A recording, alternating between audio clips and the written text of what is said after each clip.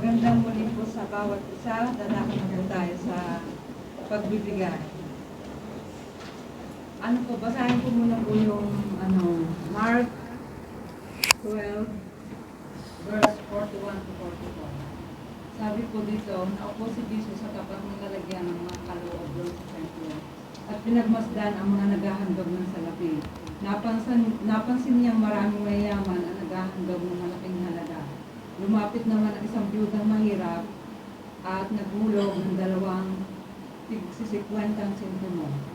Tinawag ni Jesus ang kanyang mga alagad at sinabi sa kanila, "Sinasabi ko sa inyo, ang inihandog ng biyudang iyon ay higit na marami kaysa sa inuhulog nilang lahat, sapagkat ang lahat ay nagkaloob ng bahagi lamang ng kanilang kayamanan.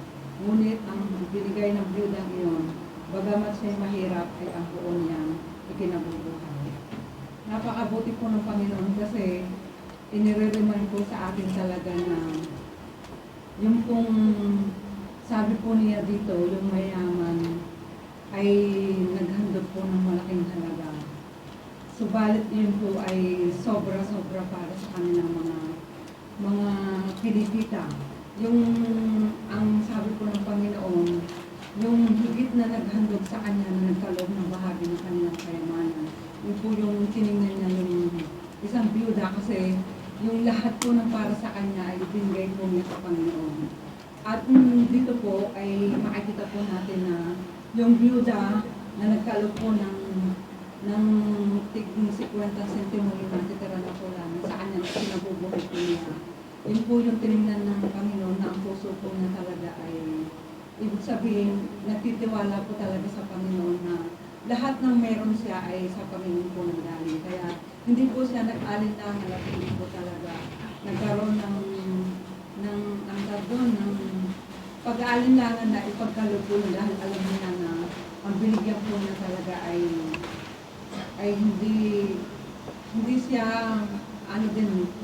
pagkakaitan ng mga pangangailangan po niya. Talagang napakabuti po ng Diyos para sa atin na sa mga nakakamit po natin talaga, katulad ng mayayaman, hindi po tinignan niya ng Panginoon dahil alam niya na yung kinabubuhay nila ay sobra-sobra yung labot na bahagi. Pero yun po yung tinignan yung puso ng yoga po talaga. At napakaganda po yung paalala lagi po yung para sa atin na kung ano man po meron tayo, huwag po tayo mag-alala kasi binigyan natin ng Panginoon.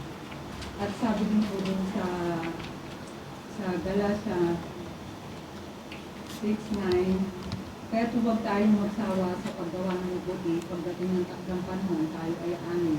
Kung hindi tayo magsasawa, kaya nga sa lahat ng pagkakataon ay gumawa tayong mabuti sa lahat ng tao, lalo na sa mga kapatid natin sa pananampalataya." Tunay nga po na tinuturuan lagi tayo ng Panginoon sa kanyang salita na yung paggawa po natin ng mabuti o yung mga ginagawa po natin dito sa kanya, yung anumang po pagpapagal at nakakalugod po sa kanya ay pinapaalala po lagi talaga na hindi po talaga mawawala ng pagmamahal yung mga ginagawa po natin. Lalo na po sa mga kapatid po natin sa pananampalataya. Yun po yung sabi ng Panginoon sa kanyang salita. Purihin po yung salita ng Panginoon naman namin. Hallelujah, Lord. Maraming pong salamat sa iyong katapatan. Salamat din po sa iyong salita na lagi po nagpapaalala po sa amin po, Panginoon, kung paano po kami magkaloob po sa aming mga buhay.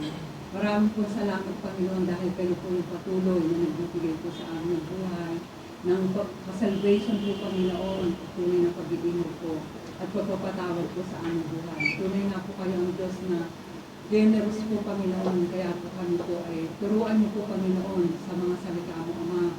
Tunay na unawain po, Panginoon, sa aming mga buhay. Dumaan man po kami, Panginoon, sa kagipitan po, Panginoon, o sa mga nag-aalinlangan po, Panginoon, tunay na po naalalahanin po namin ang iyong salita. Kung patuloy po kami makapagbigay, makapanatili, patuloy na pagbuhay po sa aming mga kapwa at mga kapatid po sa pananampalataya. Tinataas din po namin, Panginoon, ang mga kapatid na maghahandog sa gabi ito.